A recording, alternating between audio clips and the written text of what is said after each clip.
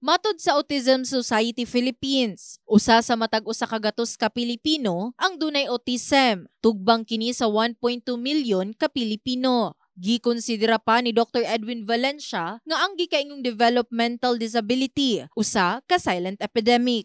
And considering that there are still a lot of children here in our city that are under this autism spectrum who are underprivileged and the parents could not afford the very, very expensive therapy that this demands. Mga bata na ito kailangan kasi mag-undergo ng therapy.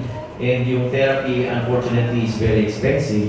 So that's why ginagawa namin ng activities to source funds para dito sa mga bata na ito. Pagtuo pa sa kadaghanan, nga karong panahon na lang dunay gikaingong kondisyon. Apan gipaklaro pa ni Dr. Valencia nga sa unang panahon ana-anak kini apan wala lang label. It takes a village to raise a child, but you know what? It takes the entire community to understand what is autism. Gani gipaklaro pa nga dili kini usa ka sakit. Normal lang matud pa ilang pisikal nga panglawas ug duna lamang special needs tungod sa behavioral changes. Other parents would comment, wala pa nag-disiplina ng bata, anak. And how would you feel as a parent?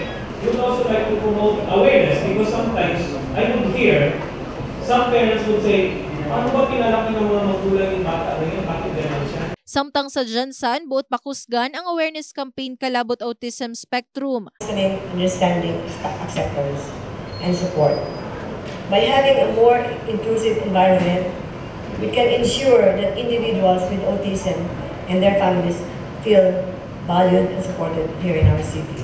Rekomendasyon sa sangguniang panlungsod nga iduol kini sa Committee on Education ug Social Services aron mas masuportahan. In the heart of changing lives, kini si Liza Labajo, Brigada News.